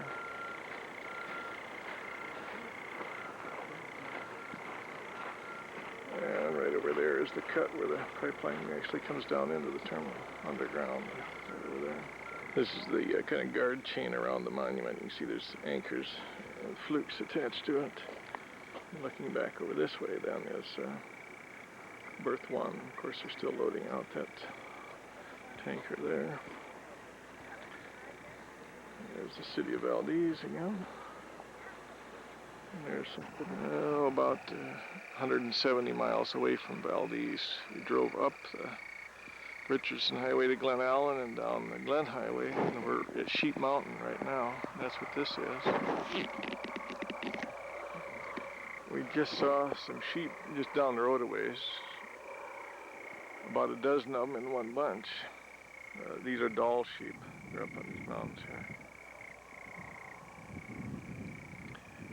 In fact, I see one over there, but it's pretty tough to get. The camera probably won't pick it up very much, but it's kind of a white spot in between where the trees are there.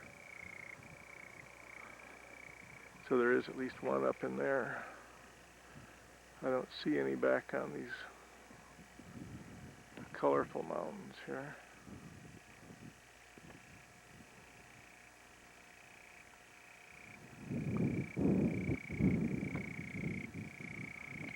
We're on our way to the Mananuska Glacier. It's just down the road, maybe another 30 miles or so. We'll pull off. We'll get some good pictures there of the glacier itself. We'll get right down close to it.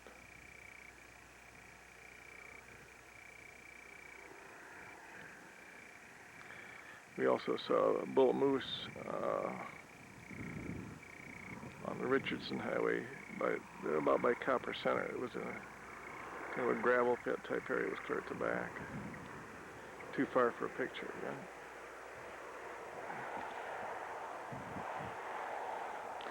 And we just saw an eagle fly across the road in front of us, just carrying a small animal of some kind, probably a ground squirrel, Parker squirrel that we have up here.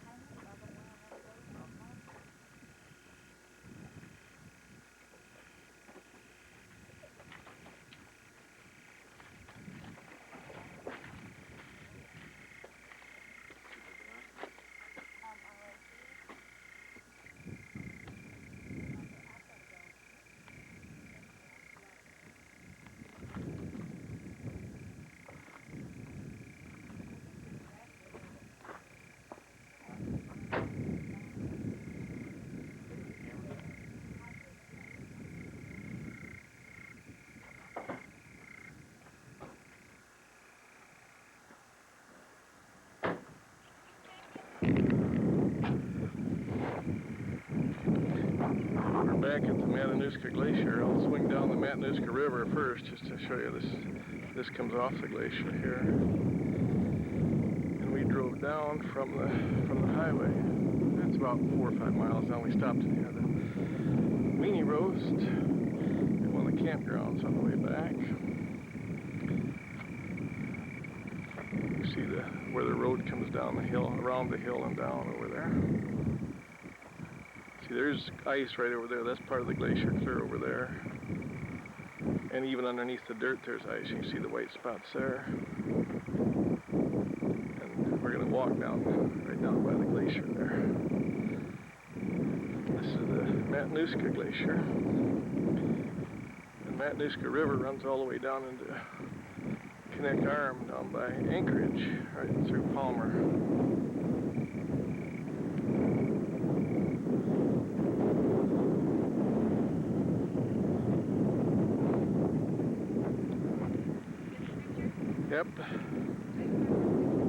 Yep, some tourists walking down the hill here. Or sliding down the hill, as the case may be. See the dirt here is that real fine glacier silt, so it tends to slide pretty easy. It's like dust. And that's why the water coming off the glacier is all gray and so on too, and most of the time.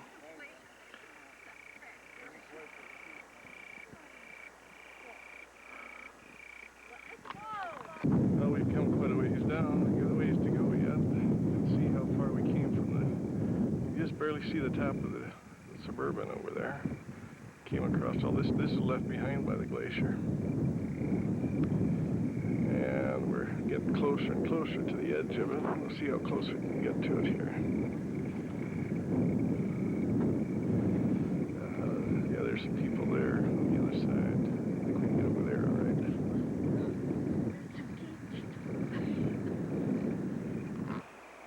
Here we come, ready or not. Wow. I can't believe I really did this. I don't know how I'm going to get back up that mountain.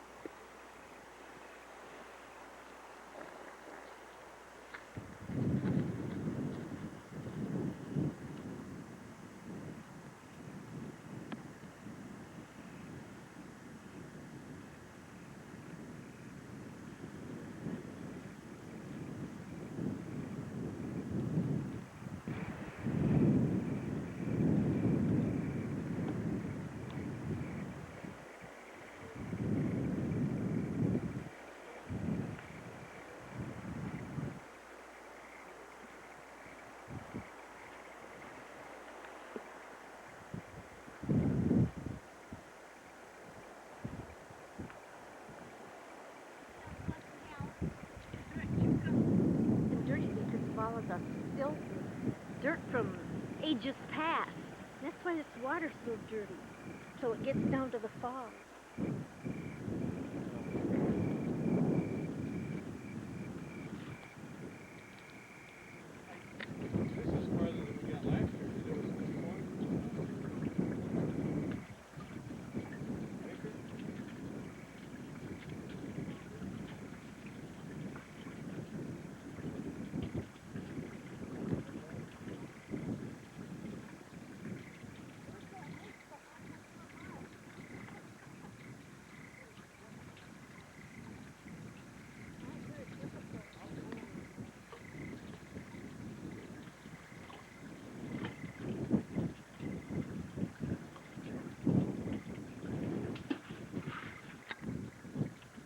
big chunk just broke off from this small portion of this iceberg.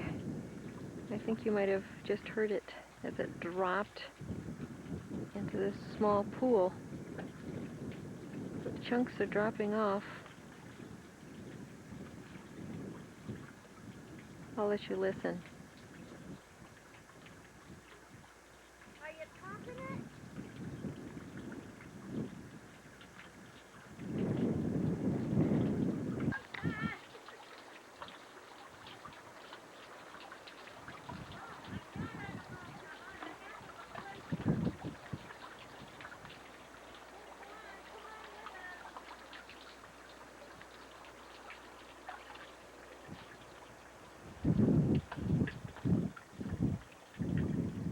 We're still quite a ways from the actual glacier, but these are certainly parts of it where it's broken off some, and the main part of the glacier is still a little bit ahead of us. We'll go up there a ways and see what it looks like.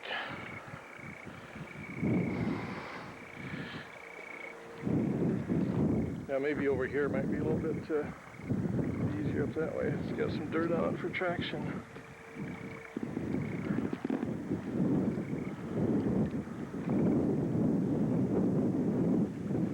The sunshine on it is pretty, but if it was cloudy, then you could see the blue in the glacier more. We're a little bit closer now. Johnny's just walking up on the ice part of it. I'll just swing around a little bit here now. You see the mountains in the background. And it's still quite a ways away. The glacier's so big you don't realize it, but that's probably that's at least a half a mile away. I'm going to climb up there with him and leave the camera on while I'm climbing here. If I fall, I'll try to point the camera towards me.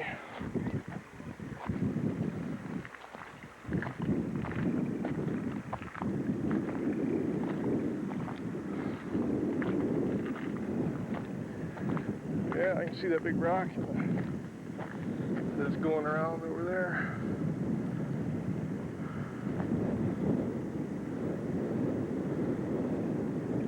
Make a lot of ice cubes out of this.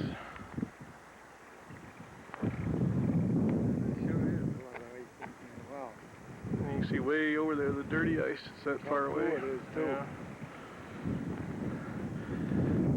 There's Rochelle way back there. They wanted to. It looked a little too chancy for them, so her and her mother are waiting back there.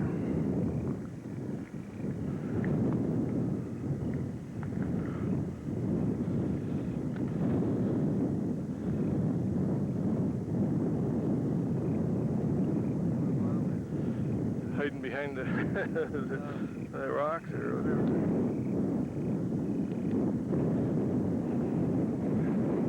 These are all part of the Chugach Mountain range. You hear the wind blowing up against there.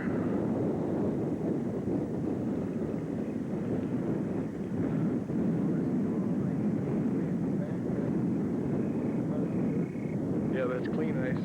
You get down here and it's not real dirty here, but there's a lot of it there. And then as you go farther over, you can see that right there between here and where Rochelle was, that dirty ice there, and you can swing way over there. Again, that's a long ways away, but that's dirty ice right over there. We're coming just a little bit farther from where we were. The winds. And you can see that this is still all ice, even the stuff that's got dirt on it, that's all ice underneath there. And we'll swing back around to the south.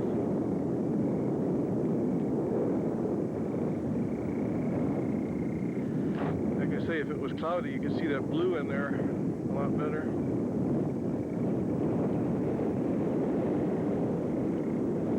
It'd be nice to have some ice crampons to put on our shoes like we were in the winter time. You can walk all around here a lot easier.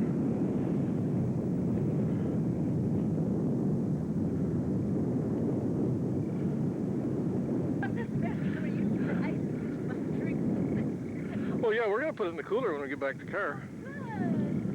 Sure.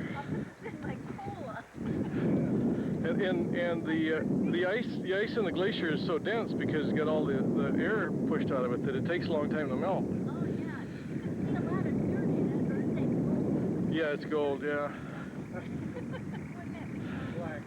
Yeah, black gold, that's what it is. Yeah. It looks like, oh, but look how it's shiny. Look how shiny it is. Look at the color in it. In fact, the Japanese even buy that, and they ship it down to California. Some people here do. They use it in their drinks because it takes a lot longer to melt. Yeah. This is hot to feel good. This is just like rubber.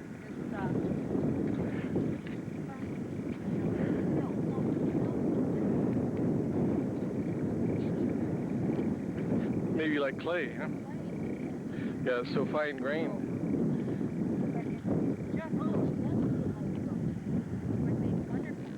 We're headed back to the car.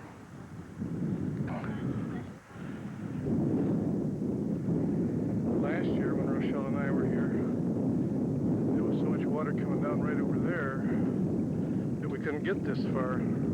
Couldn't get as far as we did today. We had to walk way around to the side of it.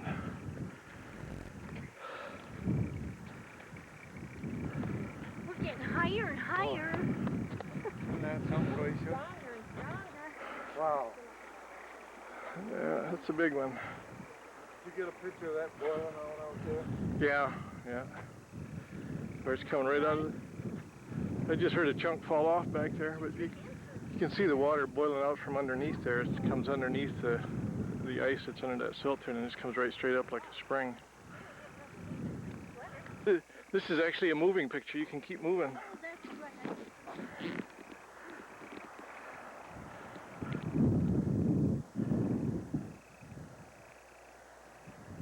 Rochelle's carrying an iceberg.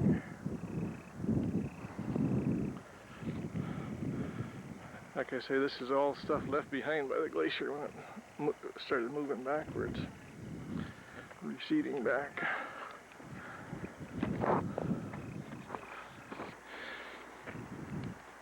I'm back up at the parking lot. Rochelle is picking some weeds down there.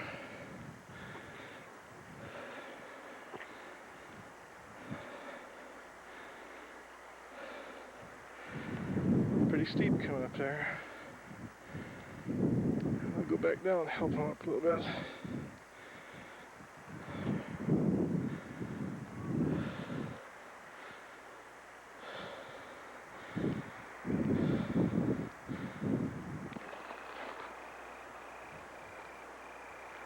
Proceed at your own risks from parking lot.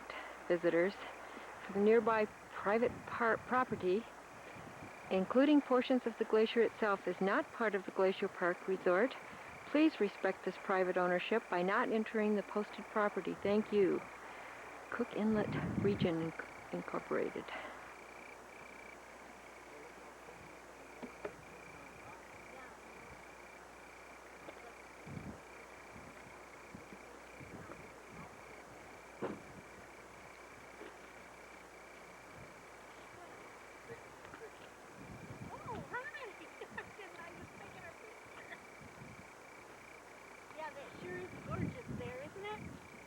This is back by Glacier Park Lodge, where we came through the gate to drive back to the glacier, another 3 miles back to the glacier from here. An old bulldozer that they used to put some of these roads in, I'm sure. This is the lodge. This wasn't open last year. They just opened it. It's open from April to October now. And you can see some typical in Alaska, the hanging baskets of flowers. It's easier to get them to grow that way.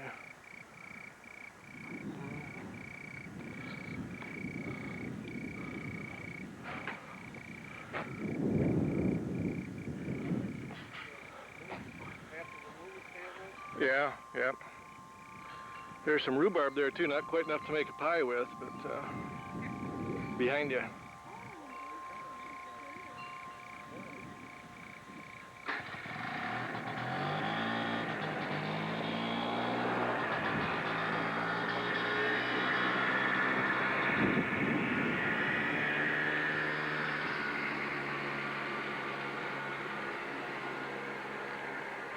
ready to go.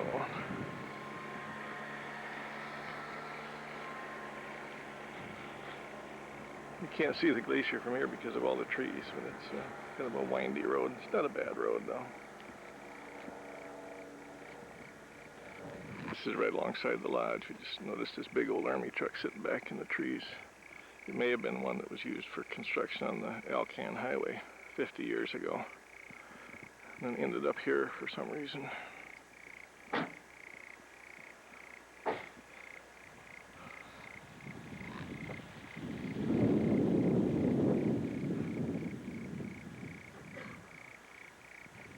This is the bridge we came over to get down to the lodge. The lodge is back quite a ways farther back that way, about a mile or so. And to get to the bridge, we had to come down that road right there. That steep one that comes right down there and then circles back and down into here. Now you'll notice a cabin right on the top there where the bank has fallen away fairly recently, so I'm not sure how long that cabin's going to be there.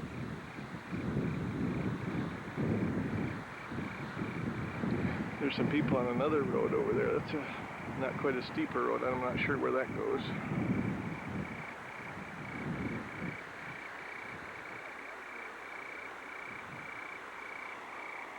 I don't know if there's gold in there or not, but it's got a pan full of something. Yeah, we're back at Long Rifle Lodge. This is just down the road, just a little bit from the glacier. No, that's an old sourdough. Oh, we're gonna get sourdough biscuits. Wow, sourdough pancakes tonight. Pretty neat. This is solid food, isn't it? Yep. Yeah.